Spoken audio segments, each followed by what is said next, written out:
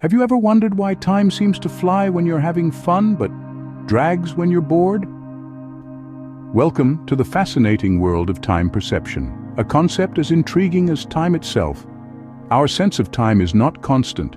It shifts and warps, influenced by our experiences and emotions.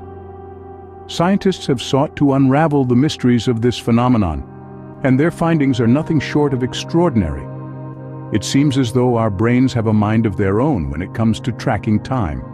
So, what's really happening in our brains when we lose track of time? Well, your brain, as it turns out, is a masterful timekeeper. Various parts of the brain work together to keep track of time, even when you're not consciously thinking about it. The prefrontal cortex, for instance, is responsible for your sense of elapsed time, while the cerebellum takes care of timing for rapid actions. And then there's the suprachiasmatic nucleus, a tiny region in your brain that functions as your internal biological clock. When we delve into the science of time perception, it's like peeling back the layers of a complex, intricate watch.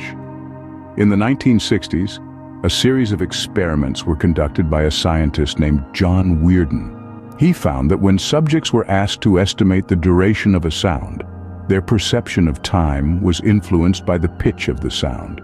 Higher-pitched sounds seemed to last longer than lower-pitched ones, suggesting that our brains might process time differently depending on the stimuli we're exposed to.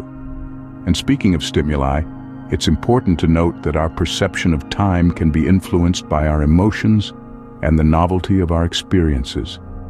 When you're in an emotional state, whether it's joy, anger, or fear, time seems to slow down. This is because your brain is processing a lot more information than usual, making the duration seem longer. On the other hand, when you're engaged in a new and exciting activity, time seems to fly. This is because your brain is focused on processing the new information, leaving less cognitive resources for tracking time. As for novelty, think about the last time you went on vacation to a place you've never been before. The first day probably seemed to last forever, because everything was new and different. But as the days went by, they started to go by more quickly, didn't they? That's the novelty effect in action. It's fascinating to think that our perception of time can change based on what we're doing or how we're feeling. But how does this concept of time perception apply to our modern digital lives? Well, let's dive into the digital realm, where time has taken on a whole new meaning. In this age of technology, we are always connected, always online. This constant connectivity has a profound impact on our perception of time. We send a message and expect an immediate reply. We post a photo and eagerly await likes and comments.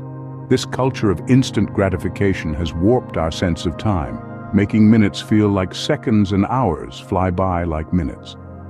Now, let's talk about the concept of time well spent. It's a phrase you might have heard in relation to social media and internet usage. But what does it really mean?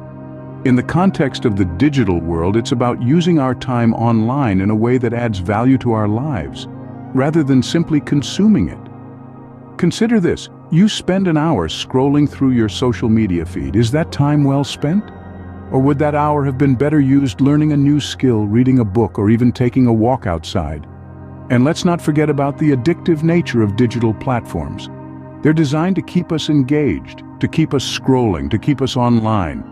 This can lead to us losing track of time, spending hours upon hours in the digital realm. In this fast-paced digital age, it's more important than ever to be mindful of how we spend our time. So, how can we use this knowledge to our advantage and manage our time more effectively? Well, let's dive in. One key tactic is taking breaks. It may seem counterintuitive, but research shows that short breaks can boost productivity and creativity. Try implementing the Pomodoro technique, where you work for 25 minutes, then take a 5-minute break. Next, setting goals. Determining what you want to achieve gives your time direction and purpose. Break down your goals into manageable tasks and tackle them one at a time. Finally, practice mindfulness. By focusing on the present moment, you can optimize your perception of time. It's about immersing yourself in the task at hand, rather than letting your mind wander or worry about what's next.